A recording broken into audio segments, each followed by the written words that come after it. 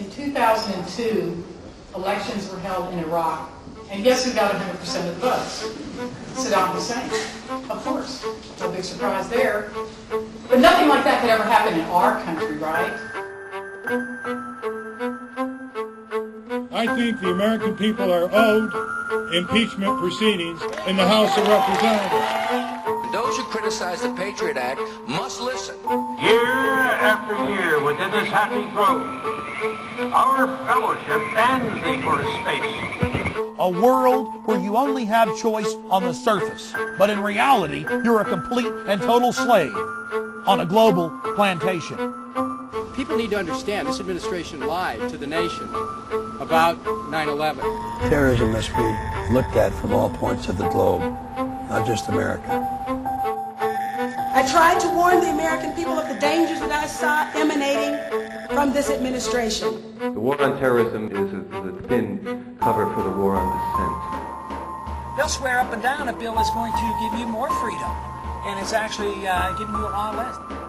So to all the tyrants today and all the tyrants back in history and the tyrants to come in the future, you will be defeated. You have the spirits of evil working in the leaders and in the politicians and in the generals. Working with them, you have nothing but evil. You need to answer real questions instead of lying. You were both in Skull and Bones, the secret society. It's so secret we can't talk about it. What does that mean for America? The conspiracy theorists are going to go wild. Sure they are. I don't know. I haven't seen the web. Number 322. You both were members of Skull and Bones, a secret society at Yale. What does that tell us? Not much, because it's a secret. Is there a secret handshake? Is there a secret code? I wish there were something secret I could manifest. 322, a secret number? There are all kinds of secrets. If this were a dictatorship, it'd be a heck of a lot easier. Just so long as I'm the dictator, I'm the dictator, I'm the dictator, I'm the dictator, I'm the dictator, I'm the dictator, I'm the dictator, I'm the dictator, I'm the dictator. American dictatorship. What is an American dictatorship? Well, it's the system of power, the system of control, our real form of government in this country.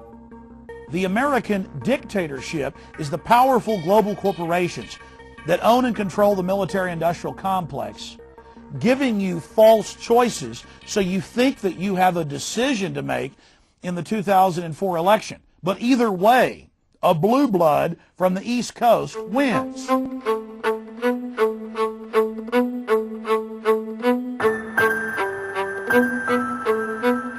Those guys were both members of the secret society at Yale, right? I have on my website, Infowars.com. So we're not getting this new guy is no better than the lone Here's guy. the deal. If you believe Reuters, they're third cousins. If you believe the Associated Press, they're ninth cousins. They're both ninth cousins to Hugh Hefner. They're members of the same secret society, only 15 members each year, which admittedly was set up in 1832 to overthrow the U.S. And we only have 800 living members of that organization, but you can count their members as 3 presidents, 8 CIA directors, many of the heads of the Fortune 500. And they work in concert together to bring you the unfolding police state, to bring you these criminal wars of aggression against sovereign, innocent nations. Bush, Kerry, and Hefner, odd cousins. Oh, you CBS found it. News. Well, understand, anything I spew out is documented up one side, down the other. I don't care how crazy it sounds. You're right, though. Check this out. Hugh Hefner was quoted as saying, "I would be delighted to invite President Bush and Senator Kerry for a family reunion." CBS News confirms that Bush, Kerry, and Hefner are cousins. It's very important to know that this film has been made in the course of the last 12 months. And time again on my own syndicated radio broadcast, and as we made this documentary, I said, look, it's going to be Kerry. Even when Dean was ahead of Kerry, I said it's going to be Kerry. Think of that. Out of 290 million Americans, we have 2 people from the most elite secret society in the United States, only 15 members tapped or chosen each year. And this is who we get for our presidential candidates. Out of 290 million, 2 people from the same organization that just chooses a couple people every year. It's absolutely incredible. Can you guys open website audio up on the air? Actually, You can go to Infowars.com or PrisonPlanet.com right now, scroll down, and it says Skull and Bones, and you can play the clip of Bush on Meet the Press a few weeks ago saying, yeah, it's so secret I can't talk about it. Okay, let me play this. Yeah. See if it works. Yeah. You were both in Skull and Bones, the secret society. It's so secret we can't talk about it. What does that mean for America? The conspiracy theorists are going to go wild. I'm sure they are. I don't know. I haven't seen the web. Number 322? First of all, he's not the nominee. And, look, I look forward... Are you prepared to lose? No, I'm not going to lose. Kind of skipped over it, didn't he? Well, he just said it's so secret I can't talk about it. Now go down. Under that... Oh, so he was serious? I thought he was kidding. Under that is Lord Kerry on Meet the Press about a month earlier. You both were members of Skull and Bones, a secret society at Yale. What does that tell us? Not much, because it's a secret. Is there a secret handshake? Is there a secret code? I wish there were something secret I could manifest. 322, a secret number? There are all kinds of secrets, Tim, but one thing is not a secret. I disagree with this president's direction that he's taking the country. We can do a better job, and I intend to do it. And he laughs, too. Wow. Do you know what's interesting about that clip? They both gave the same answer, short answer, and moved on to the next subject with a chuckle. With a little chuckle in between. No, I'm saying it's all staged. That's pretty weird. So we have these cousins who are members of the same secret society who have sworn an oath to each other above all other oaths. And they admit, even in the mainstream media, but laugh and say, oh, it's no big deal, that these so-called leaders engage in bizarre occultic rituals. And it's so weird that the general public has trouble even interfacing with it. There's kind of a cognitive dissonance that we don't want to believe it. We cannot ignore it. It's right out in the open. What about Skull and Bones?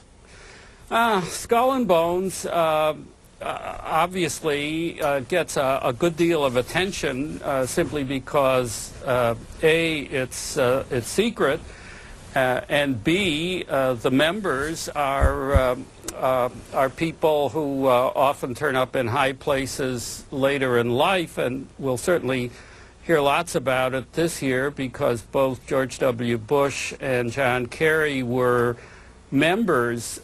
Most of the conspiracy theories that are out there now tend to place a lot of emphasis on the notion that there are interlocking secret organizations that hold the real power in the world, and because of its secrecy and because of the elite background of many of its members, Skull and Bones is a prime candidate for that. Well, this isn't just the Skull and Bones when they're 22 or whatever. This is when they're old men at Bohemian Grove. And the point is, in the Trio Network documentary from my footage, they admit, yes, Mr. Jones got the ritual, yes, we're doing this, but it's just for fun. Well, the point is that it's a ritual about not having a conscience. It's the cremation of care. Boy, I wish I could have that one. Alex Jones has been talking about this for quite a while. The Bohemian Grove, of course, is a privately owned redwood grove up in Sonoma County north of San Francisco, where every summer there is a get-together of the wealthy and well-placed, all male, who get together for general cavorting, socializing, lectures, symposia, and so on, in an atmosphere that is completely removed from public scrutiny. Alex Jones and some others have suggested for a long time that there are all sorts of nefarious rituals that go on.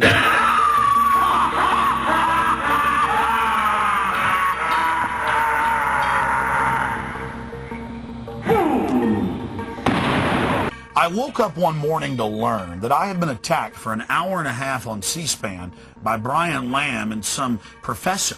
And the professor gets up there and says, well, Mr. Jones claims he snuck into this place called Bohemian Grove, and Mr. Jones claims all these wild things.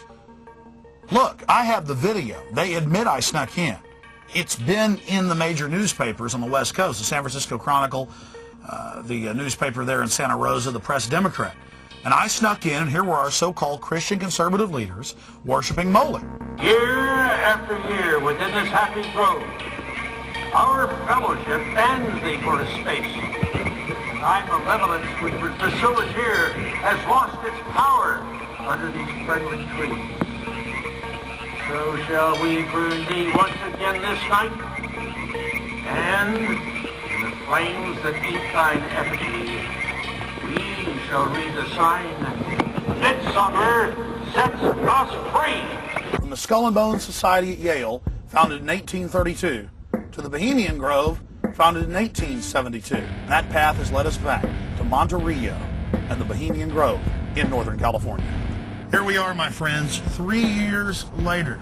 There have been a lot of news articles and rumors about world leaders meeting and engaging in satanic rituals. Now, the news admitted that the world leaders met here every year, going back at least 75 years, with presidents coming here going back over 100 years ago. But we wanted to try to put the rumors to rest, find out if it was true. We snuck in to the Bohemian Grove, and I was able to catch one of their many rituals on tape, the cremation of care. And yes, the leaders of the Bohemian Grove, based in San Francisco, have admitted that I did indeed sneak in and videotape the ritual. But they say I'm blowing it all out of proportion. They're just having fun. It's a theatrical production. Yes, our Christian conservative leaders meeting and engaging in an ancient Canaanite human sacrifice reenactment ritual. It's no big deal here in the Transylvanian-style woods of Northern California. The published annals of the Grove admit that the Manhattan Project developing the atom bomb was developed here. The Star Wars project in the late 1970s was hatched at one of the Grove encampments. And I was stunned in late 2004 to see 2 articles in the New York Times talking about the Bohemian Grove. Another article in the Wall Street Journal exposing Bohemian Grove but saying that it was no big deal. We pulled down the river. Our truck got stuck. We get out, we go down, talk to the fire department, they come down to pull us out. We just say, hey, what's the Bohemian Grove? They begin threatening us, telling us to turn the cameras off. Thanks a lot, buddy. So, Brian, do you work at the Bohemian Grove? Yeah. Well, we're not here for that. No, I was asking him about it because I heard about it. And then he says you work there. He's lying. He doesn't work there, see? Well, he was telling me about you know, it's like where the president goes and stuff. So we were going to, like, talk to him, and then he's all over. And that's it, the camera off.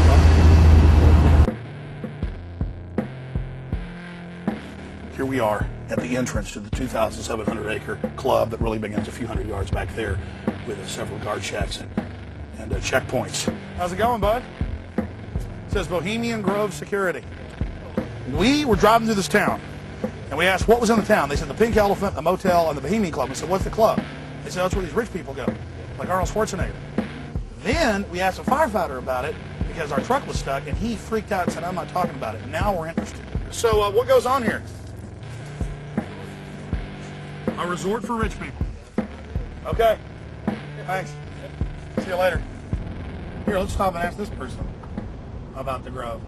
You guys know about the Bohemian Grove? Yeah. What do you think of it? I've been here for 49 years. Been there 49 years? I've been here 49 years. What do you think of the Grove?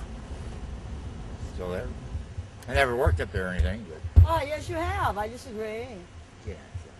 Oh, he means we don't have the ID. Hi, I'm not... Come on, Jen. And neither is... Is that an electric eye? Yes. Cool. We're over here looking for a handbag. What do you think of the Bohemian Grove? They throw a lot of parties up there. A lot of government Random food and officials come in liquor. and fly out.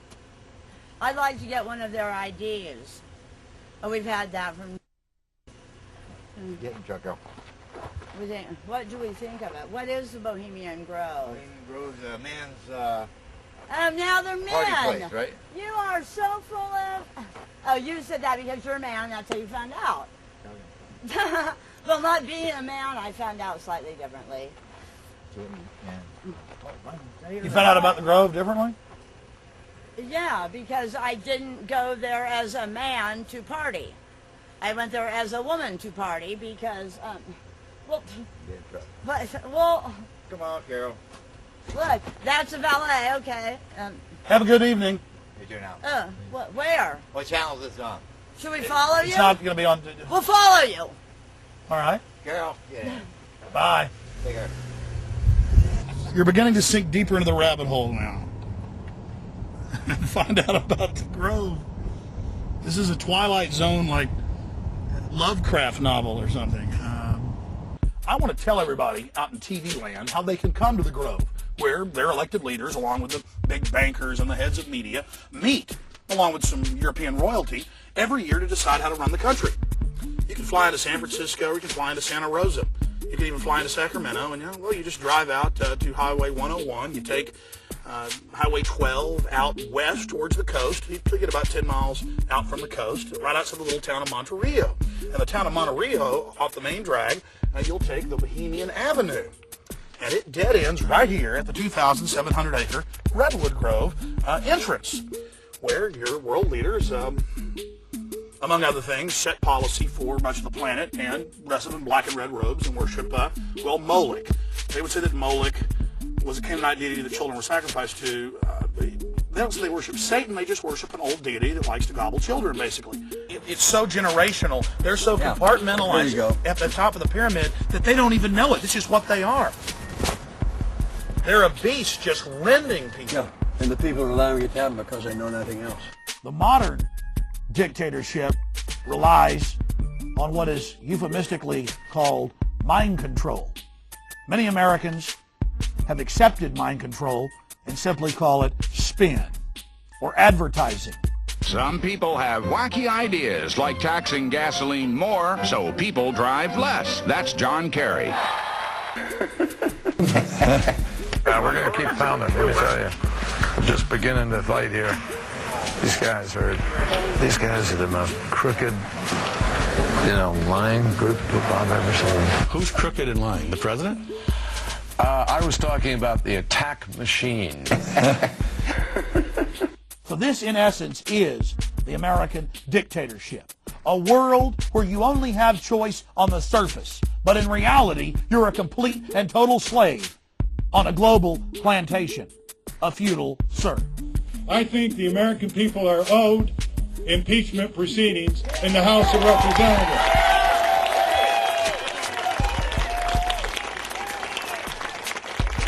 After all, the Congress ought to obey one provision of the U.S. Constitution that they are sworn to uphold. In March of 2004, on the one-year anniversary of the beginning of Gulf War II, a local peace group based in Dallas, Texas, requested that I come and speak after Ralph Nader, the popular consumer advocate who also ran for president in 2000. And I told them, look, I don't really support Ralph Nader. I think he'd obviously be better than George Bush or Al Gore. He could be a shill put in there to ensure that Lord Bush gets into office yet again. But I said that I doubt that because things are so obviously staged between the two literal kissing cousins, the two coffin mates from Skull and Bones, Kerry and Bush. But I said I'll be glad to go and give a speech about the New World Order and hopefully wake up people on the supposed left. Because when you really get down to it, the left and right are controlled by the same people. I don't see that as really an accurate reality when you truly investigate the facts. Members of both parties were in complicity. They surrendered their sacred constitutional authority and gave the authority to declare war under his timing and place and manner unconstitutionally to George W. Bush. Nobody was indicted. Nobody was prosecuted. You go out here in Texas and violate a traffic ordinance, and you'll get a more severe penalty than the egregious violation of your own constitutional rights by the Congress of the President of the United States. And there were about 800 people there. There was one peace group that had gotten time there at the City Park in Crawford, Texas, right outside George Bush's Hollywood set, where he struts around acting like a cowboy and not a British royal blue blood from Kennebunkport, Maine. And we got there, and the people that had brought in Ralph Nader, the state coordinators, they wanted me to speak, and they had actually got the time for Ralph Nader at 5 p.m. But when it got time for me to go up and introduce Ralph Nader, the so-called peace group from Austin, Texas, was outraged, and the UT professor was outraged, and they began trying to keep me from speaking. And I nicely went ahead and gave them the microphone back, and then we had to have some of the local authorities explain to them that indeed Ralph Nader's group had invited me in to speak, and that indeed I was supposed to then go and introduce him. The military-industrial complex runs the red light cameras, the cameras in the schools, the private prisons. That's what it's all about. They are setting up a Nazi Germany type system here domestically. And you know what? I want to thank the folks that put this together. Lori Tice and others. They're the ones that brought Ralph Nader in. And the local folks are great too. But it's 5 o'clock. They're only supposed to be up here. But here they are because, well, they love talking to crowds. God bless you. I'm coming up later to expose the New World Order. Stay with us. Yeah! Just amazing activity. The fissures we see even in the so-called peace movement. And their abject fear of me because I'm pro-gun, pro-national sovereignty, and against the tyranny of the Democratic Party. Bill Clinton did a lot to destroy our liberties and freedoms because he's a tool of the elite. Bill Clinton helped protect bin Laden when Sudan and Afghanistan wanted to arrest him. He was just carrying out the policy of the CIA as an active puppet for the globalists. But they couldn't seem to figure that out. They can't understand that if we're going to get our country back, so-called right-wingers and so-called left-wingers and libertarians are going to have to come together and really get outside the box and see the big picture. Again, ladies and gentlemen, I want to see if I get up here and they magically appear again. Seriously, if we're going to defeat this global tyranny, the left and right have to wake up to the fact that left and right is a fraud. The only difference between George W. Bush and John Forbes Kerry, well, they're cousins, they're members of Skull and Bones. Their voting record is almost identical. Think about that. Their voting record is almost identical. They both voted for the war. They're all for the same issues. That's the key here. And I have to tell you that after having a chance to talk to Ralph Nader's staff, after being able to interview Mr. Nader, I do think that there is a well-founded suspicion by a lot of Democrats that Ralph Nader is acting, whether unconsciously or consciously, as an agent to throw the election to George W. Bush. The Democrats say anybody but Bush, whereas in reality, it really doesn't matter. Either way, they've got this election fixed. As we said, this is the American dictatorship where the elite gets their man, their puppet, their figurehead in the position of power. We were partially responsible, our government was partially responsible for Saddam Hussein as we were supporting any so-called anti-communist dictator in the world. Along with the British, we helped entrench him as a dictator of Iraq in 1979. We equipped him with arms. We gave him foreign assistance and credits. We had our corporations apply and receive export permits from the Department of Commerce in the 1980s under the Reagan and Bush 1 administration, providing this brutal dictator with the raw materials for chemical and biological warfare. In 1983, Donald Rumsfeld, special envoy, visited Saddam Hussein when these materials were being used and didn't say anything. He was our dictator after all, wasn't he? He was our dictator. The U.S. government has overthrown over 50 dictators since World War II without invading them. They're experts at overthrowing not our dictators, the other side's dictators. It's interesting just to speculate. Why in the world, knowing that he's a tottering dictator with disloyal troops ready to run at a moment's notice and surrounded by enemies, why in the world didn't the U.S. government under George W. Bush merely overthrow him instead of invade Iraq? There's a 3-letter word for that, folks. Oil! Oil. What did we see in the last election between Albert Gore and George W. Bush in 2000? We saw two different rival factions inside the New World Order fighting for control, fighting for the management position of CEO of the New World Order, of Slavery Incorporated. It's clear that Al Gore did win the popular vote. It's not clear if that popular vote was actually his or if Democratic operatives had stuffed ballot boxes and manipulated votes at the local level to the point of him winning by a narrow margin. But what is clear is that George W. Bush and different members of the constabulary in Florida and other states did steal the election, did block recounts, did disregard numbers that showed that Al Gore had indeed won the election. And then when that was in question, the Supreme Court, 7 of the 9 members appointed by Republicans, then returned the favor and appointed George Walker Bush as the President of the United States.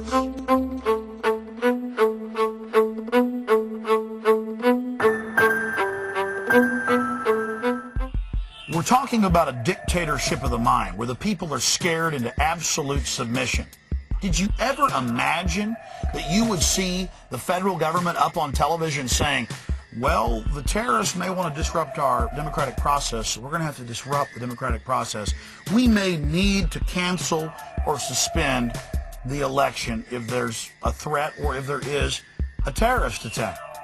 But I thought the terrorists wanted to disrupt our elections, so why would you now try to disrupt the elections?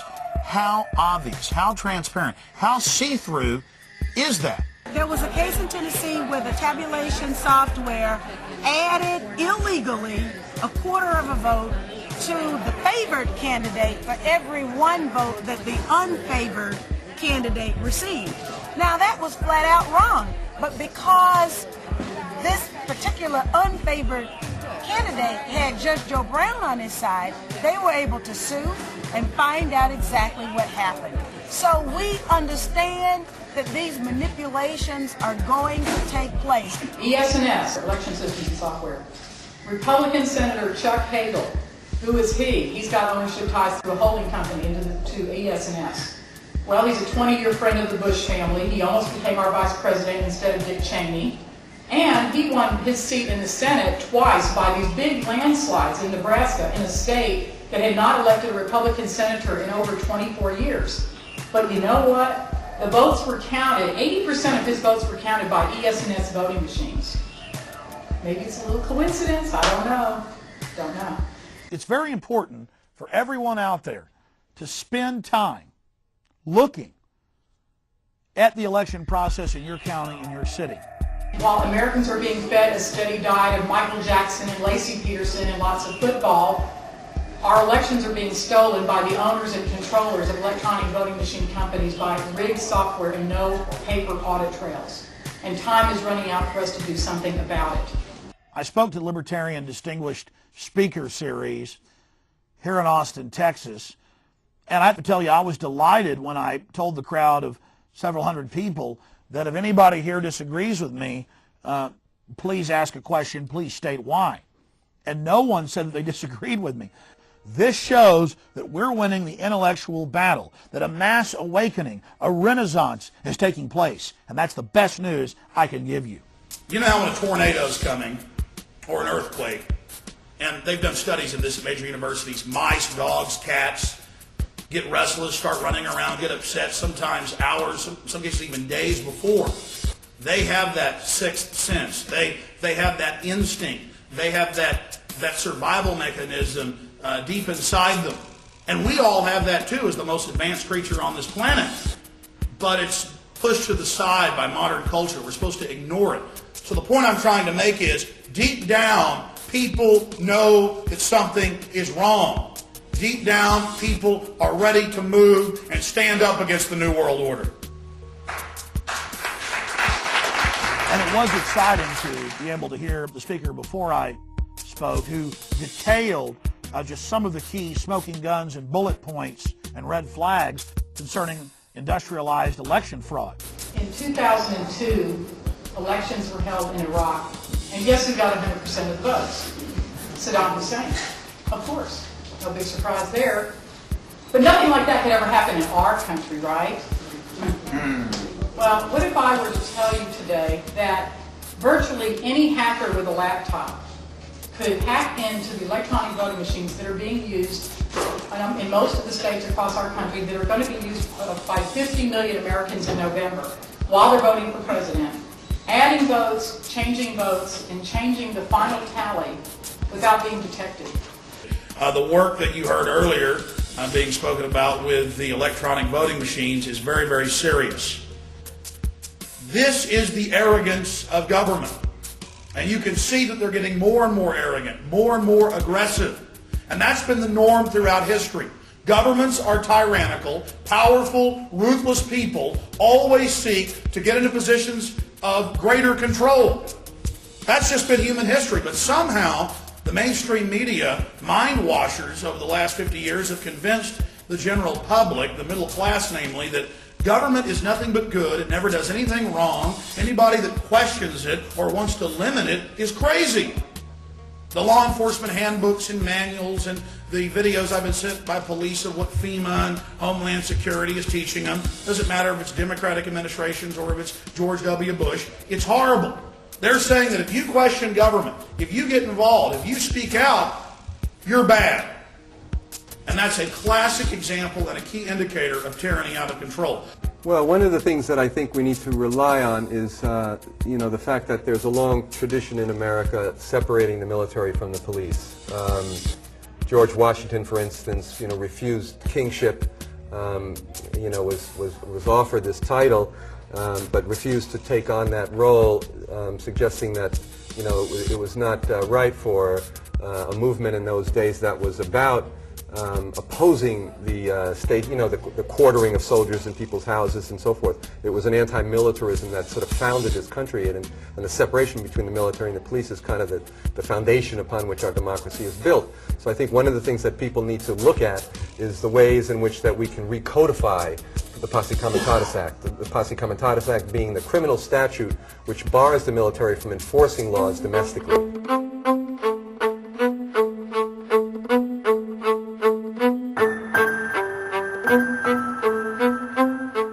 Austin, Texas is known as the live music capital of the world. And Ozomatli is a Grammy Award-winning band that has no history of causing any problems. They came to Austin, their venue was totally jam-packed. In the middle of their set, the fire marshal requested that they help get the crowd outside because it was overflowing. When they did that, police from outside rushed in on them and said, get people back in the bar. Don't have them come out on the sidewalk. This was all caught by tourists on tape as they peacefully complied. But the police were already in that mad dog mentality and began assaulting the crowd with tear gas and then arresting members of the band, including the manager, and charging some of them with felonies, despite the fact that nothing illegal was caught on tape and no one resisted them. This is becoming a very serious pattern, not just in Austin, Texas, but around the country. I went to Cuba, for like 10 days. And this is supposed to be a dictatorship, truly, uncut, and I was walking around pretty drunk on Cuban rum, and a Cuban police officer totally treated me with like a respect and a help that I would have never gotten in LA.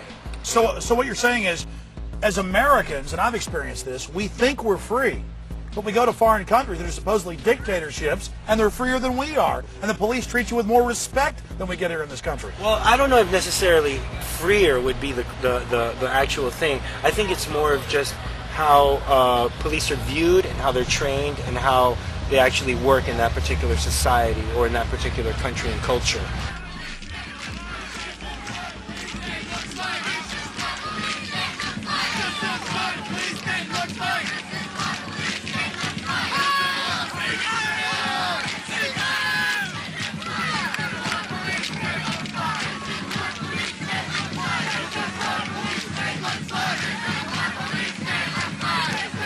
So why are they getting so arrogant? Why are they laughing at us? Why are they being so out in the open about the despotism that they're engaging in, this command and control system they're setting up? It is, in large part, because of the electronic touchscreen, no record voting systems they're putting in. 3 of the major companies have former deputy directors of the CIA on their board of directors.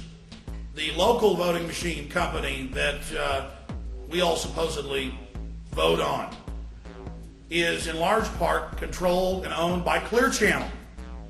Clear Channel, and of course Clear Channel is a globalist organization, basically an intelligence operation.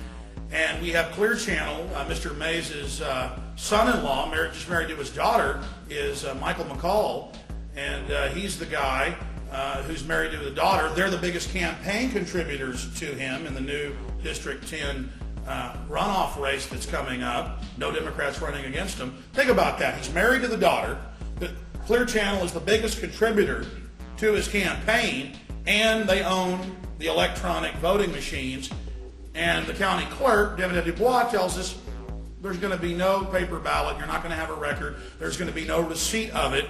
And why would you don't trust us, she says? Well, no, you just got caught in 1998 double counting ballot boxes, falsifying signatures, and breaking safety seals. But the state board looked at it and said it was all a complete accident. And that was with the old system where they had to feed the paper ballots in, then it went into an electronic spreadsheet, and that too can be manipulated. But now with these new systems, there's just no record at all. Just another quick update for you in the course of making this documentary. We talked about Michael McCall running for a new special created 10th district here in Central Texas. And then magically, despite the facts saying that he would lose according to polls, he magically won, just like Senator Hagel, who owned the voting machine company, and he ran as an underdog way behind the polls, and he magically won too. So you're wondering why government's getting more and more arrogant? They own the voting machines. Out of the 5 big voting machine companies, 3 of them are headed by former CIA deputy directors or directors. One of the other big ones is run by the former head of the National Security Agency, or the NSA. And then again, others are owned by people like Clear Channel. So I think that answers the question for you. But they know that you can't handle the horror of this. Then we've got the League of Women Voters, a supposed political watchdog group running all over the country trying to block a good Republican's bill, Congressman Rush Holt's bill, to demand a paper record of the electronic voting machines. They're blocking that, saying, no, we don't want any record of how you vote. Don't be a conspiracy theorist. You're bad if you want a record. We send advisors and monitors all over the planet to these third world countries, these tin-horn dictatorships, to monitor their elections. And we demand a paper trail. But here, hey, don't be paranoid. We just don't want you to have that record. Better think about that. Why is it that you believe what Alex Jones tells you? Because he makes a lot of sense. There are just too many coincidences about the whole situation. I watch a lot of history. I watch a lot of PBS. I do not watch propaganda. As Hitler said, it is easier to believe a big lie than a little lie.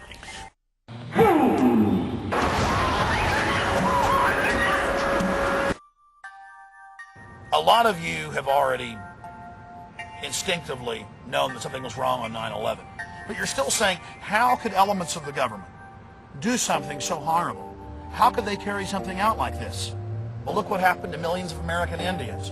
Look what happened to African Americans because of criminal elements in the government and individuals that stood to gain by their enslavement, by their murder. So don't be naive. Look at history. Look at what all the dictators have done. Look at what's gone on in kings and queens' courts. Look at the subterfuge they had going on 1,000 years ago, 500 years ago, and then magnify that today. It's very naive to look at all the motives that the military-industrial complex had for 9/11, and then to look at all their connections with the Taliban, with the Al-Qaeda, with training the supposed hijackers, with giving public officials warnings.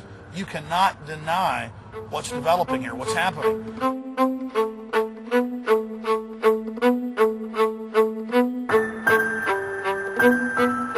You see, they know that people are on to the fact that 9/11 is a cover-up, that there was prior knowledge, and yes, even government involvement and founding of groups like Al-Qaeda.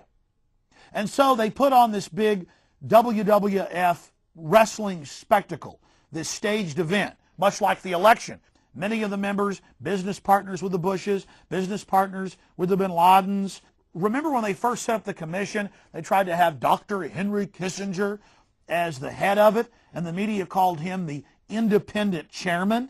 Well, this new independent commission is no more independent than Dr. Henry Kissinger was going to be as the chairman. What we really need is a bipartisan congressional inquiry, which has been proposed by some members of Congress, but the leadership by the Republicans has blocked it.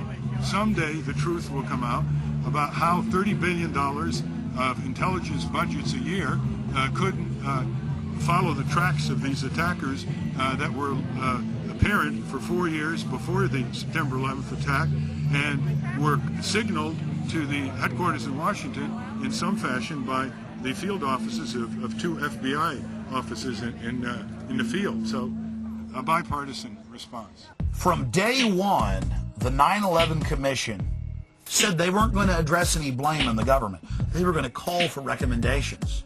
And before they even had their whitewash investigation, they said, we're going to call for Patriot Act 2. We're going to call for a giant domestic CIA spying on every American, just like the KGB or the GRU.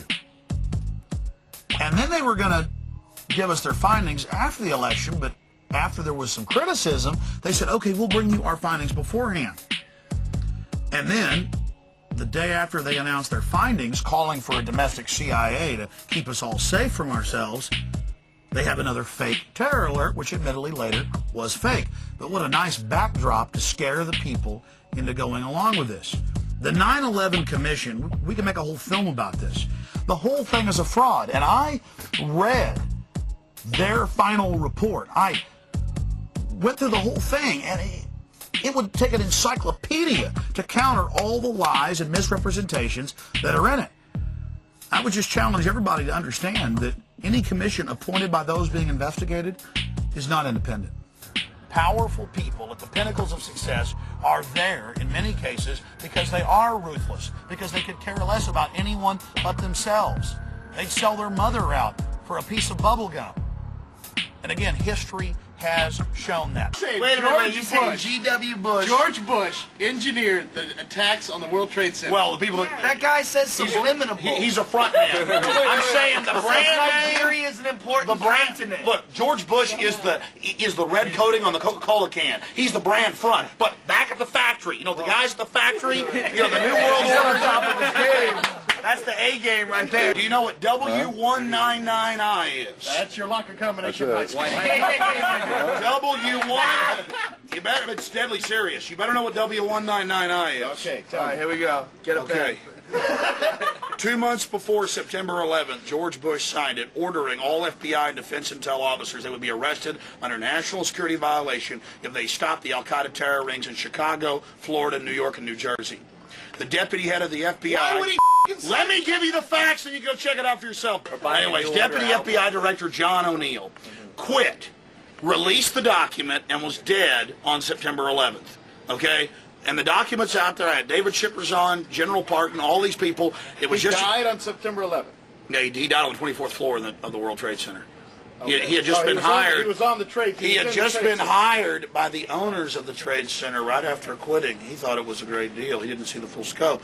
The Rockefeller family, along with the Port Authority, owned those towers, and had just transferred it 2 weeks before the attack, but he'd already been hired. His first day on the job, he was taken out. He's the guy that blew the whistle preemptively. It's in the New Yorker magazine, just one of the 500 publications. On PrisonPlanet.com and Infowars.com, we have over 600 9/11 smoking guns, or what we call red flags. Each one of these issues is enough to bring down the official story surrounding 9/11. Bottom line, their official story or fable is impossible, has been disproven at hundreds of levels. And they never respond once they've been proved to be liars. They just simply try to change their story. I got news for you. The world is round.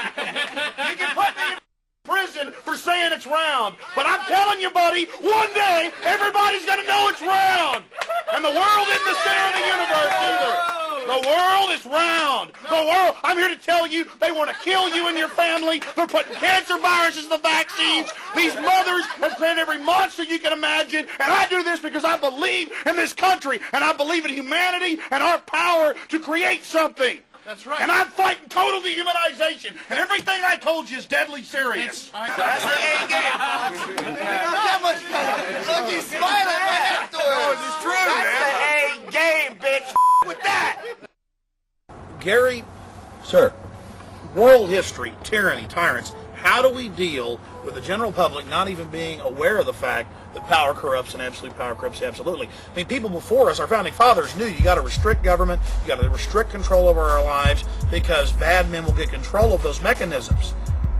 the government's just a tool, but you don't want to build the tool, the device that can enslave and destroy. Do you have any comments to that? Yeah, through history, through the beginning of time, we've been learning that power is the ultimate achievement. No matter how the power comes, no matter how you use it. If you're in power, no matter how it is, negative, positive, indifferent, stoic, nothing. But if you feel you have power, and whatever way you use that feeling to give you the power you have, whether it be tyranny, wars, I mean, the greatest oxymoron of them all is holy war, which is not in God's plan. The poor people in the Middle East, the Islams and the Muslims, and the Arabs and the Taliban, the Afghanistans, the Pakistanis, Iraq, Iran, Syria, Turkey, Israel, the Palestinians, they all have a purpose on this earth, but they're not using the purpose God gave them to use. They're using the fear that they have by not using God's purpose.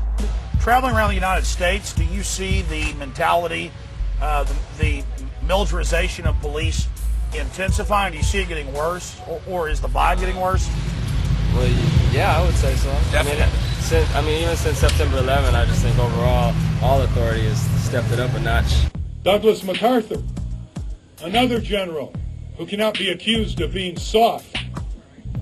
He said in 1957 to the American people, beware of your government exaggerating foreign threats in order to expand military budgets. We're talking about $3 trillion in oil in Afghanistan, $4 trillion in Iraq, hundreds of billions of dollars in weapons sales and occupation costs. And Dick Cheney hasn't even allowed bids to be taken. Halliburton and Bechtel and a handful of other corporations that put Bush in office have made all the profits. Our sitting vice president taking a paycheck, I can't even believe I'm saying this, taking a paycheck from the American people while at the very same time taking one from a corporation that gets billions and billions of dollars in no bid sole source contracts should make us all outraged, and the vice president should blush. But these people don't blush because in the end, they know they can get away with it. It's about setting the precedent to mobilize the people behind this global war for what PNAC, the president's own organization, says is a war for global domination and setting up a domestic police state, getting rid of posse comitatus, putting troops on the streets, getting Patriot Act 1 passed, trying to pass Patriot Act 2. Okay, type in Project for New American Century. That's where Dick Cheney, 2 years before Bush got elected, said we need terror attacks to scare the people into submission so we can get the oil. Saddam's not a threat. It's all about using that as a military base. Type in Operation Northwoods. It's on my website, but you'll go to Library of Congress. The official U.S. government plan to carry out 9/11. It is declassified. ABC News, Baltimore Sun. Official U.S. government plan to carry out 9/11. Mayor Willie Brown of San Francisco getting a call from the White House, being told the night of September 10th not to fly to New York that morning. And then Condoleezza Rice and all the rest of them get up there on TV with the kingpin, Richard Armitage, and Colin Liar Powell, and tell you they never had any prior knowledge. They're a pack of liars. And they're getting power out of these attacks that they helped engineer with their business partner, Osama bin Laden. And don't worry, his stage capture is coming up. Some people think that the response to 9/11, to that act of war that was committed against us, to the people who tried to decapitate us on that day and shut down our financial system, that the response to that ought to be limited war. We'll win in Afghanistan, we'll kill bin Laden, and we'll return to defensive position. This president believes that it's a broad war, that you not only have to deal with Afghanistan, but you've got to deal with the circumstances in the Middle East that have created Al-Qaeda, created the ideologies of hatred that are driving them, that you've got to have a peaceful and stable Iraq as a linchpin of a different kind of Middle East. People need to understand this administration lied to the nation about 9/11. They lied about Iraq in 9/11. They lied insisting Iraq worked with Al-Qaeda in 9/11. They lied about saying there were weapons of mass destruction. They lied in order to justify an attack on Iraq. Their ulterior motives were very transparent. They were looking to control the oil, to be able to give contracts out, to be in a position where they could dominate the politics of the region and use that as a platform to control other nations in the region. I mean, the whole thing is unmasked, but the American people love their country. They're ready for the truth, and we shall take the truth forward. You shall know the truth shall set you free. It's very important to consciously connect the dots and focus in on one of the central issues. Bush has given all these speeches. You're either with us or against us. Either with us or against us. You're either evil or you're good. All of this is happening, and they're saying we're going to arrest anybody who's got any connections to the Taliban or Al-Qaeda. Then you've got the U.S. government flying 8,000 of the Taliban and Al-Qaeda, the cream, out to Pakistan. You've got the U.S. government founding the Taliban and Al-Qaeda in 1979, building them up to the 1980s for the war against the Soviets.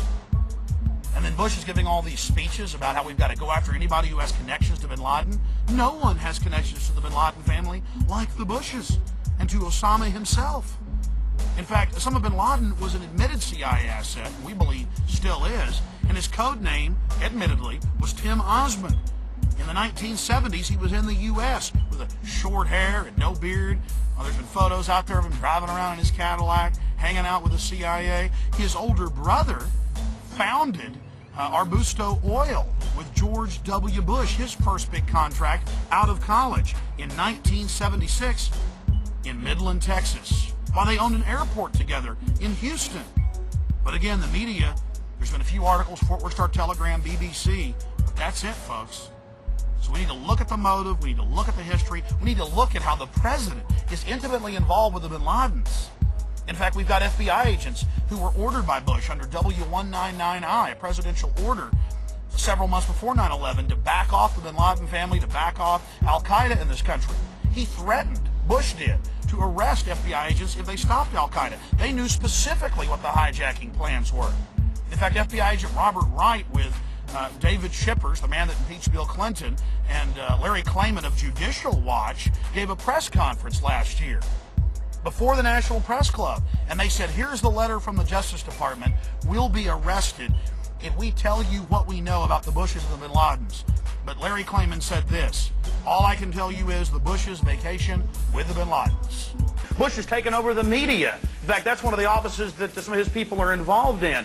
Media and Bush merging together, and I'm glad to see a lot of the media is starting to resist that. This is Dude, are you uncracked? The media is owned by the same corporations that own Bush. That put them in They're power. all owned by the same people. And Karl Rove, the head White House guy, has been going around saying, don't put out anything that criticizes the government. Work with us. Absolutely and they're untrue. involved That's in totally that true. is Absolutely untrue. I was in both of those meetings. Sir, I read his quote. I was in both.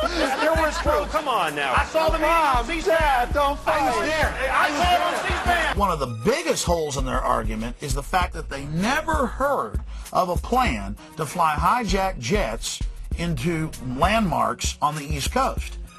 We're going to take a closer look tonight at another example of where, despite the conventional wisdom, there were people in the United States who actually were preparing to defend against the kind of attacks which occurred here on 9/11. The North American Aerospace Defense Command, NORAD for short, has been defending the skies over the U.S. and Canada for almost 50 years, 46 to be precise. USA Today reports that in the 2 years before the attacks on September the 11th, NORAD conducted exercises using hijacked airliners as weapons. And one target was the World Trade Center. We knew he hated us. But there was nobody in our government, at least, and I don't think the prior government, that could envision flying airplanes into buildings on such a massive scale. But that turns out not to be true. U.S. military planners did envision and practice those very scenarios. As reported by USA Today, the North American Aerospace Defense Command, NORAD, conducted exercises with fighter jets, simulating hijacked planes flown into the World Trade Center in the 2 years before the attacks. And so then I saw Condoleezza Rice get up on TV and say, we had never thought, we had never heard. Why, that's a ridiculous conspiracy theory to say that. Pentagon planners also envisioned the attack on the Pentagon 5 months before it happened. According to this April 2001 Pentagon email, Air Force officials wanted a war game, having a terrorist group hijack a commercial airline and fly it into the Pentagon.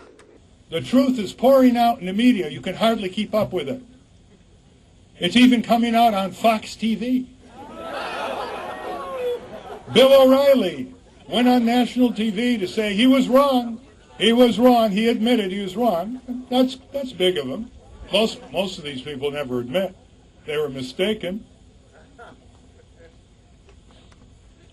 But the most telling evidence came from President Bush's favorite and chief arms inspector in Iraq, David Kay, who after spending $500 million of your tax dollars in recent months with 1,500 skilled inspectors, returned home to report to his commander-in-chief, and he said, with further elaboration, he said, quote, "We were wrong," end quote.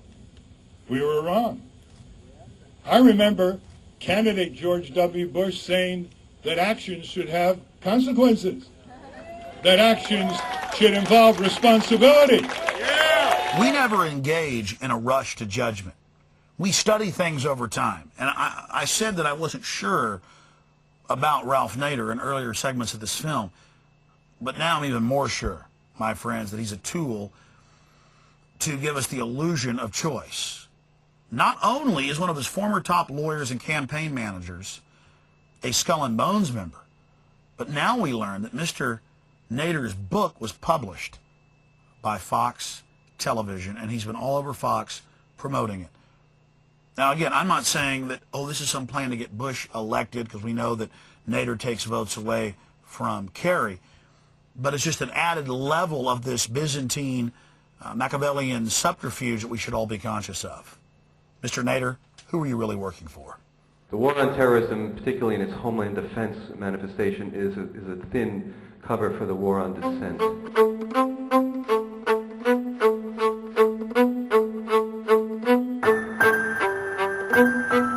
A lot of prominent individuals have come out against the war. And they're not all what you'd call leftists. Mel Gibson has come out against the Iraq war. He said that it's wrong, that it's unconscionable, that it's a crime, that it's not America's place. And you know, Mel Gibson is just in line with George Washington, who said, don't get involved in foreign entanglements. Don't get involved in imperialism that was the norm at his time in the world, and is still the norm today, just more sophisticated, more veiled. Power is a gift we have to utilize within ourselves for others in the best way possible. The paradigm of power is the highest standard of power, and that simply is giving. For 50 years under both parties, our government has been supporting brutal dictators who suppress their workers and their presence. Why don't we have a war on global infectious diseases that are taking millions of innocent lives and are coming to this country in drug-resistant strains?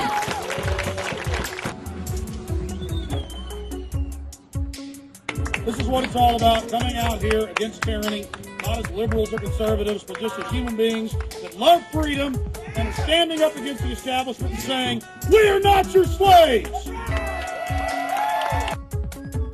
Throughout history, there's different types of power, and there's powerful people that are powerful because they do good things, and they do it for the right reasons. Why is it, though, really dark, evil, wicked people who are sadistic and enjoy doing bad things to populations, enjoy mutating populations spiritually, physically, financially, why do those type of individuals normally get into power, and then once they have power, no one's challenging them, they increase the murder, the slaughter? How do we stop? Well, number one, why do we see that happen, or do you agree? And then number two, how do we stop that? A lot of the people who are under the power of the tyrants are like sheep. They know nothing else. They have no role models. This is from generation to generation to generation, and they come with generational curses, and they come from the spirits of evil, and there's 14 of them that are listed in the Bible. And when you have these spirits of evil working with you, within you, around you, and you have the spirits of evil working in the leaders and in the politicians and in the generals, working with them, you have nothing but evil. Nothing but evil. And the most endangered species is dedicated leaders. I mean, good leaders. I mean, dedicated leaders in the right way, in the good way. You have to limit government power and the intrusiveness of government and take away the need for the money that they come after us for. You seeing a lot of lying by the Attorney General. Comments about the new Victory Act, Patriot Act 2, and the lying. Well, you know, I pointed out in my speech just a little while ago that he had a beautiful quote when he was a senator. I mean, they flip-flop and they deceive. I don't think he would admit that he was doing any lying, but he now serves a different master. He serves the administration, and if they say this is what you're going to do, he goes along with it. So it's just total inconsistency. That's why we need people in government that are willing to stand up for their beliefs and explain what they believe in, and they shouldn't be allowed to stay there, you know, if they flip-flop and just do whatever they feel like doing. George W. smirks, Dick Cheney sneers, Rumsfeld jokes, Powell blusters, Rice lies, Enron and WorldCom steal, DynCorp vaccinates, Halliburton feeds and feeds and feeds and feeds. Americans hurt, and in Iraq, Americans die.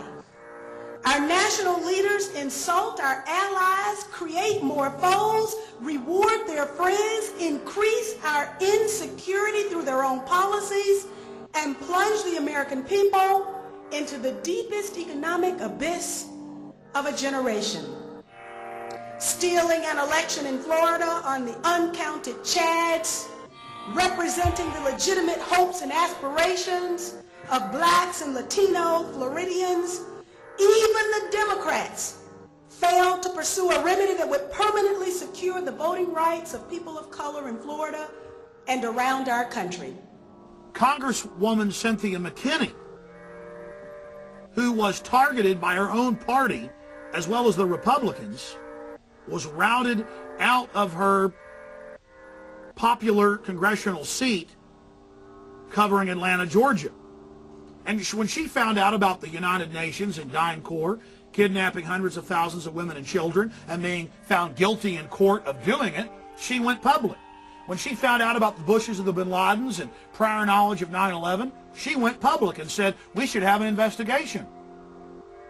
When Cynthia McKinney found out about election fraud nationwide being run by elements of the U.S. government, she went public. And she's a real congresswoman. She's the type of person we need.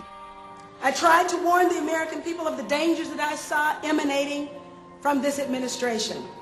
For that, a known black female Republican was advised to run against me in the Democratic primary. Republicans fed her campaign coffers, and then 48,000 of them crossed over and voted for her. Just think about it. Katherine Harris, who participated in the illegal disfranchisement of innocent black and Latino voters, was rewarded with a congressional seat, and I was taken out of one. So if you're a real Republican who has populist constitutional views, you're targeted. If you're a real Democrat who has real constitutional values and cares about the people, like Cynthia McKinney, you're targeted, you're attacked for getting out of the controlled paradigm. And I'm telling you, the controlled paradigm is the insane worldview. We see ludicrous leaders like Tom DeLay, Trent Lott, Ward Connolly, and now Arnold Schwarzenegger parade across the stage adorned with the ornaments of power, while thoughtful leaders are shunned or targeted or cruelly maligned. But there was a time when that truly wasn't so. When our leaders challenged the best in us and encouraged us to shun war and invest in justice and peace. And Cynthia McKinney has been an ardent supporter of the Bill of Rights and has really spoken out against these modern tyrannies. So we have to commend her. This is absolute gold right here. Excuse me, y'all The incredible height. Off of property, this is private property. Okay, where's your property? 15 feet from the foundation. So you guys done blowing the economy out? Now you're just guarding a little money laundering scam? That's Enron, CIA money laundering. And they don't even want you to videotape their little Enron logo. Can you believe it? The exercise of power. And once our constitutional rights are gone, they'll have these guys dressed up in black uniforms busting through your door, telling you you're wrong after they're done destroying the entire stock market. That's how the scam's going to work here in the new third world country that is America. See, the media, CNN, all of them told you, invest in Enron, it's the biggest thing, it's the best thing, when really it was a Ponzi scheme. They were consolidating. They were taking all of the assets of the population, the pension funds, putting them in the company, then using those assets to buy other real assets and transferring it into other companies. Then when they're done, they burn the house down and cover up their evidence. And then they have a whitewash in Congress where they talk about issues of little or no significance and distract you off the real facts. Where are the assets? And why aren't people talking about how 2 years ago they started transferring them into real companies? This is what we're dealing with here, ladies and gentlemen. This is the scam.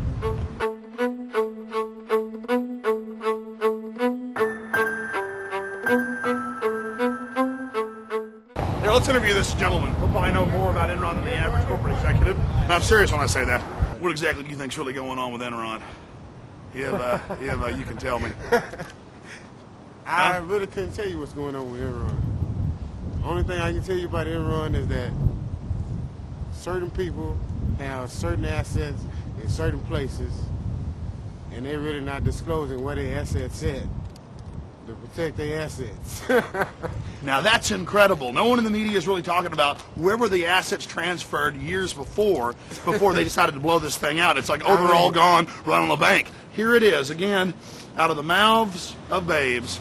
He knows exactly what he's talking about. You're on target. I knew we'd get the exact key focused answer we could never get from anybody else.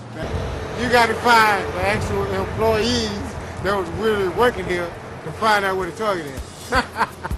The population thinks that Enron is about a company that went belly up. It was a run on the bank. Couldn't be further from the truth. The reality is it's a giant CIA globalist money laundering operation that I and others were talking about years ago. It's a Ponzi scheme. They take your pension funds, your investment, they buy up power companies, pipelines, you name it, consolidate it, transfer it to other real companies that their interests control. Then they blow out the entire company, have some stage-managed theatrical event whitewashes in Congress, and you buy it. Don't buy it for a single solitary second, because more economic crises are coming. This is how the scam is pulled. Just like 1929 America, I assure you, the stock market is not safe. I mean, you can buy anything with assets. You can buy anything in this town. Exactly, real tangible stuff. They've been transferring, and then they blew the dummy scheme out after the last old lady invested money in it. The stockbroker said it's the best. CNN says it, and you can trust them. They care when you're. You can't trust CNN. I mean, really, it's wrong to even speak out against this CIA money laundering operation. The neighborhood I grew up in, Boyle Heights in East LA and Los Angeles, police weren't necessarily our friends. I think with the experiences we had growing up, that they weren't always there to necessarily help you first. You know, there were situations you'd find yourself in that just seemed unfair. I think that, you know, it has a lot to do with money and the perception that gives people. As people with money are less likely to be aggressive physically than poor people. And I think that stereotype is kind of carried out in a lot of the way. Well, I would add to that, though, because I've interviewed a lot of police. The establishment also has said that people that fit the stereotype of being poor or disadvantaged are easier to abuse, and then there aren't lawsuits and they don't get in trouble. Sure, I mean, the legal system, it costs a lot of money to represent yourself. Money does make a difference. And yes, my friends, there really is an Illuminati. There really are 13 families. They own the big banks that print the money, and they have stated publicly that they plan to get all of us, that's 95 to 80% of us, out of the way to engineer a servant class and to totally take control of the evolutionary development of the human species. Well, I'm not sure I believe in what you're saying there, Alex. It seems a little far-fetched to me. All one has to do is investigate FEMA, read the founding documents. It's been around since 1933, though they gave it the name in 1979. And I've got Senate hearings on tape where they talk about the concentration camps that FEMA is involved in constructing and maintaining. In fact, the agencies that were merged to create FEMA were the agencies that actually kept the Japanese Americans during World War II in internment camps. And FEMA's already activated. 4 days after September 11th, President Bush activated 500 dormant clauses, activating all of the FEMA powers. FEMA can take over every radio, television station, every transmission, satellite uplink since '96. I don't think that FEMA would ever have the power to impose any kind of martial law. That's only can be authorized by an act of Congress. And so I don't really see how the transfer of power would happen unless you're talking about an actual military takeover through the NSC. Go read the executive orders on FEMA. How would it happen? Look, it's already happening. The bunkers are in command right now. Getting out of here. It's where Cheney is. Look, it's incremental. Let me tell you something. I think the biggest problem in this country is not FEMA. I think it's people's ignorance of their own government and the lack of civic sense. I agree. Yeah, people need to, I agree with it. Well, look, it's not FEMA, it's who runs FEMA.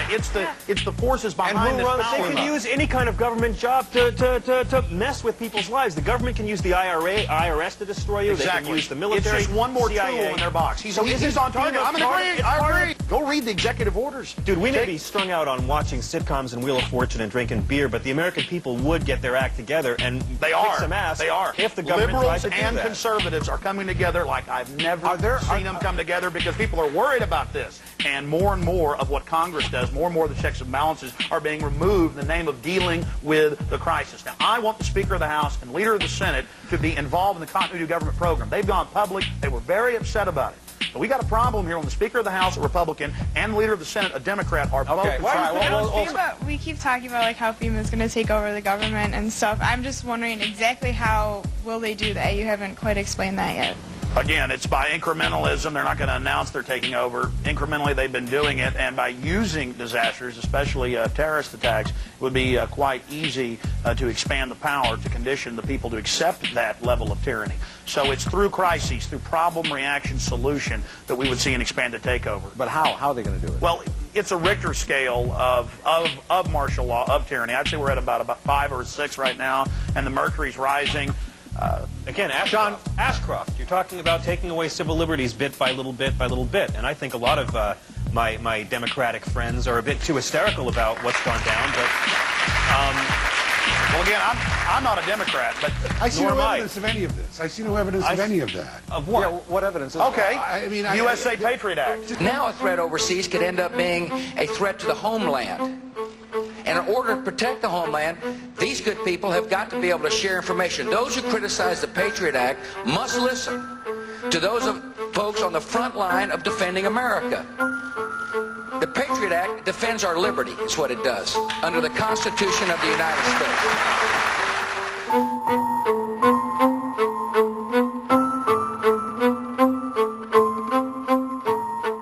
They'll swear up and down a bill is going to give you more freedom, and it's actually giving you a lot less. They'll have a bill that's supposed to give you more privacy, and what they're doing is they're turning over your information to the government.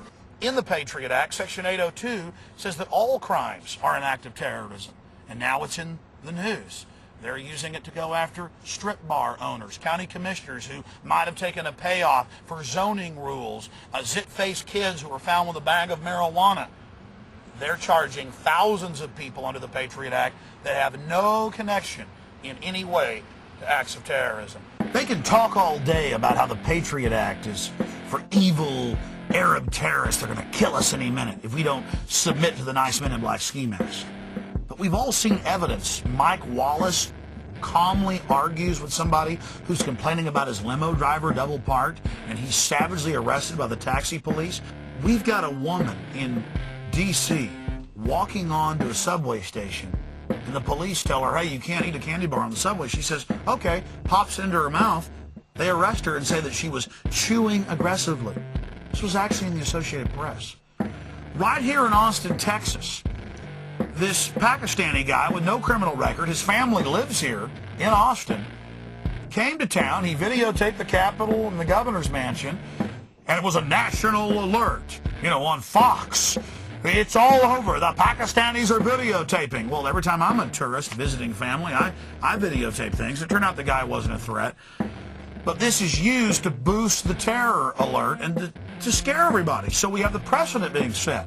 You eat a candy bar wrong. You argue with the taxi police about where you're parked, you get arrested.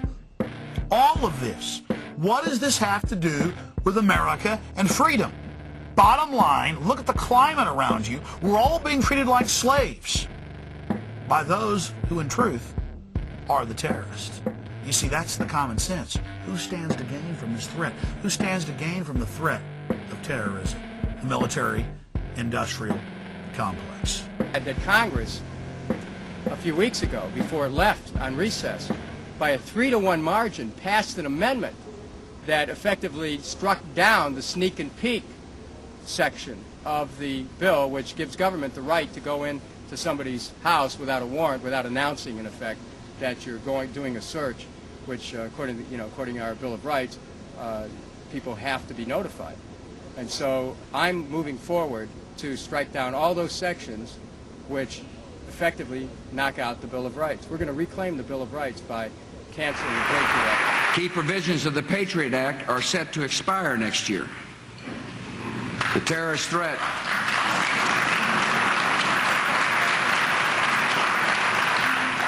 And let me tell you something. These people have said, Rand Corporation and others have said, the entire economy will be prisons, police in black ski masks, a Nazi Germany-like nightmare. It makes the hair on the back of my neck stand up to talk about it, to read what's in Patriot Act 1 and 2, to see what Homeland Security does, Victory Act 1 and 2. We have got to get the word out now. We have got to warn everybody, because this military-industrial complex and their PNAC and their NORTHCOM plans state that they will carry out the terror, that they will engineer the crises so that they can offer their solution. Will it take another terrorist attack to get Victory Act and Patriot Act 2 passed? That's a heck of a question to have to answer, but they'll be ready. If there is another attack, they're going to be ready. But right now, I think that they cannot get it passed because they're sort of on the defensive because of this magnificent vote we had to repeal some of the Patriot Act. One day after the Patriot Act was passed, the world got to see a copy of it because no member of Congress was allowed to read it. It was transmitted from the Justice Department, much of it written, they admitted, years before, to the Congress. It was passed while the Capitol building was under anthrax attack. 5 of the 6 office buildings were shut down. About 60 to 70% of the Capitol itself was shut down. There were federal protective forces literally running around with Heckler & Koch MP5 submachine guns, wearing black ski masks and Nazi Kurzel helmets inside of the structure. It was a federal takeover. Turns out the anthrax, all the evidence shows, was sent under order of the White House to the Capitol to create the smoke screen so they could pass this legislation. Bush, of course, and his entire cabinet were on Cipro, the anthrax-fighting antibiotic. There should be a campaign to throw this administration out for violating constitutional principles which have been the basis of this nation's civic dialogue and legal protection for over 200 years. And so that's where the energy should go. I'm doing everything I can as a member of Congress to raise the awareness of this issue. And frankly, all over this country, you've had over 100 cities pass resolutions that have condemned the Patriot Act. And it's a bipartisan effort, I might add. It's just that members of this administration, in their desire to create fear and control, have rushed headlong into this challenge to our basic liberties. I think the way that you ultimately solve it is to get rid of the administration which doesn't respect the Bill of Rights. We're making good progress in the defense of America. We've got a Department of Homeland Security that now enables people to better coordinate and cooperate and share information. We got a Patriot Act, which needs to be renewed, by the way, that and strengthened, in my judgment, that is really important to allow the criminal division and the intelligence division of the FBI to share information, which they could not do before.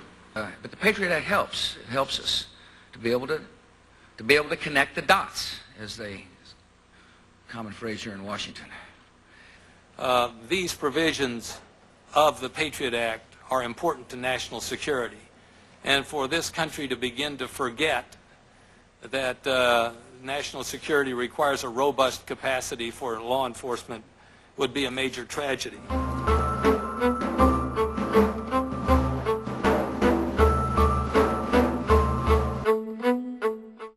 The good news is that right in my hometown of Austin, Texas, we just threw out the Patriot Act. It's over 400 cities.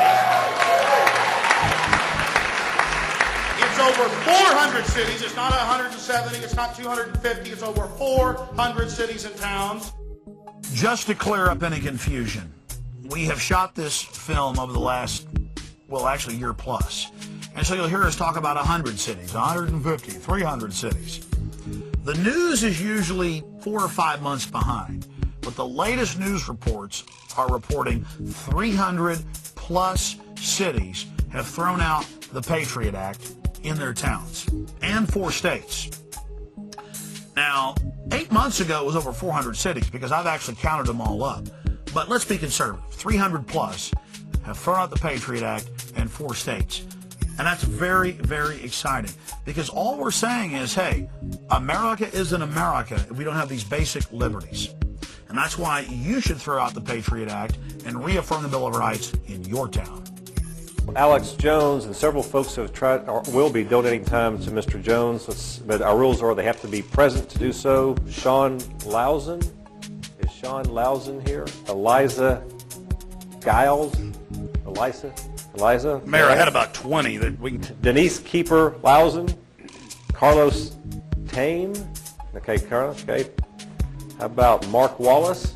Well, that's only 6 of the 5 people that attempted, Mr. Jones, to give you 3 minutes. Only 2 are here, so you have 6 additional minutes. I'll give you 9, well, unless somebody else. Mayor, I go outside and get people. I think folks kind of got. I mean, are you signed up to speak?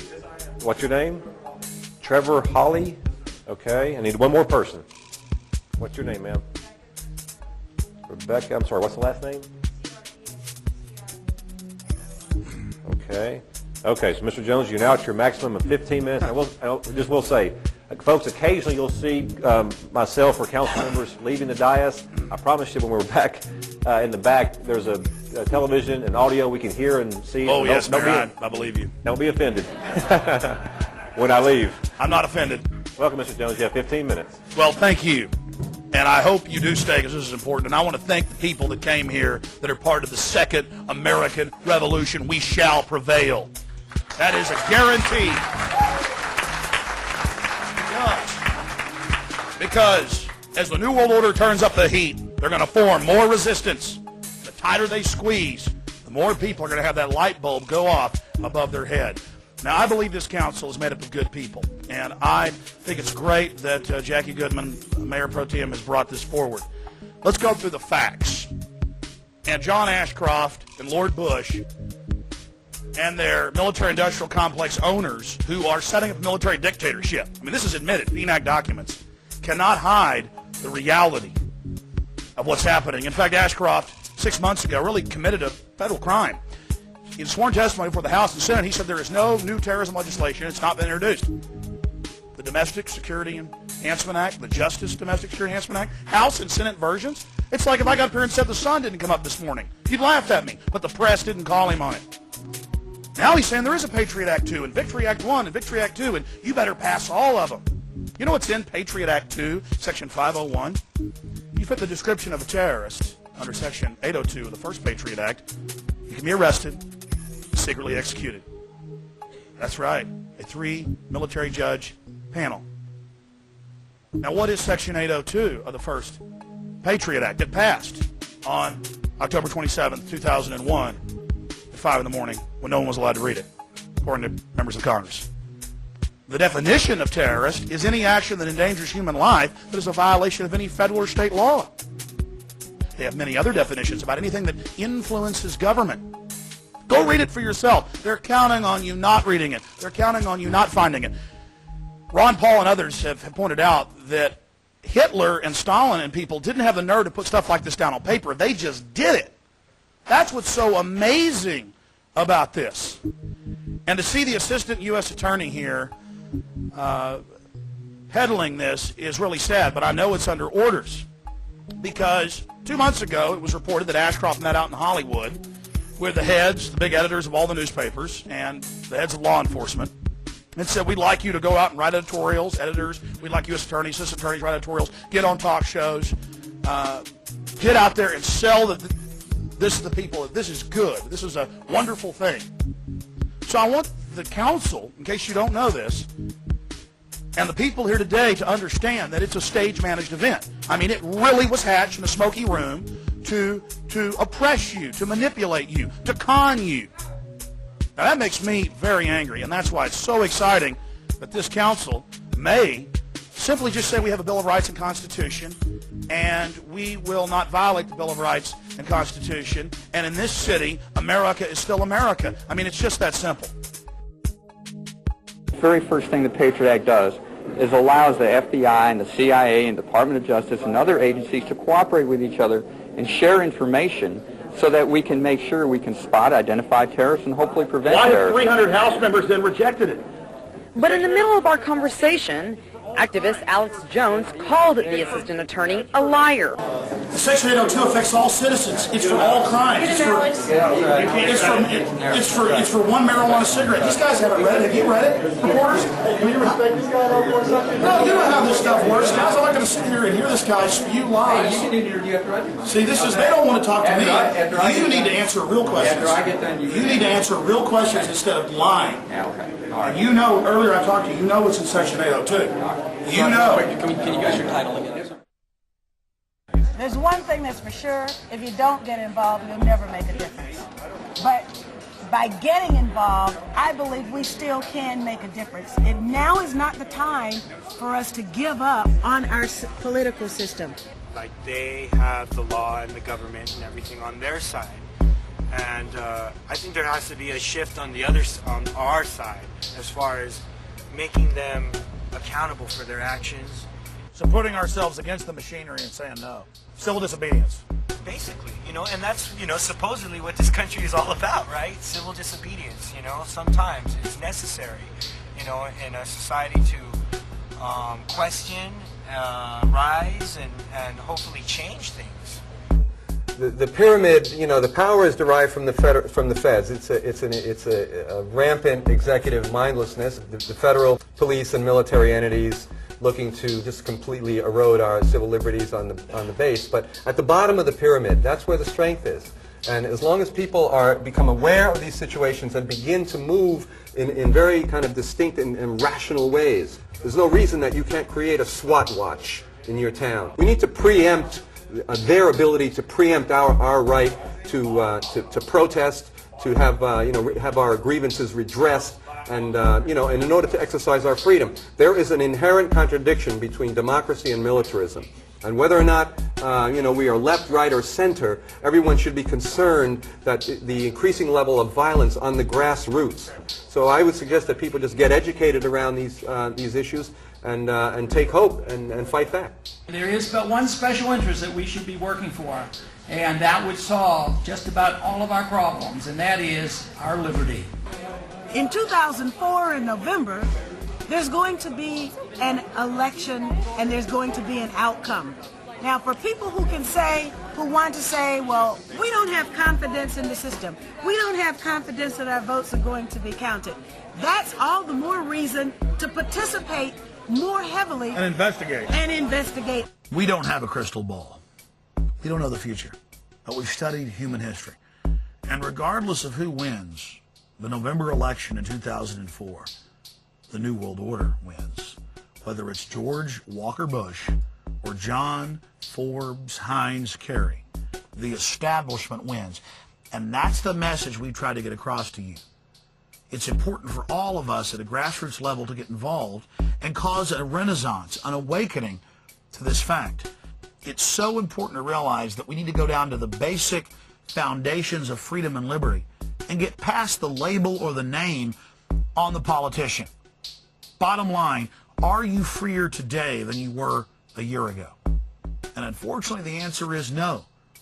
We don't know who's going to win this election, but we do know they all serve the New World Order and need to be resisted. So stop letting them use this tag team, fake professional wrestling theater on you and wake up to the real world. Break on through to the other side. You're free, and freedom is beautiful. And, it'll take time to restore chaos and order, order out of chaos, but we will.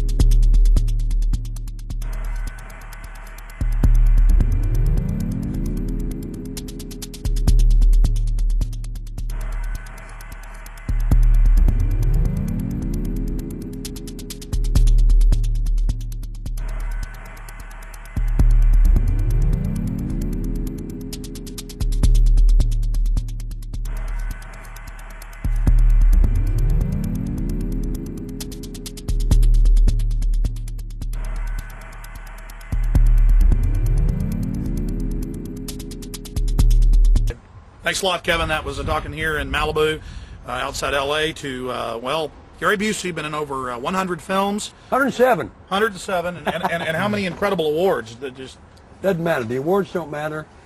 The notches on the gun butt doesn't matter. What matters is right now.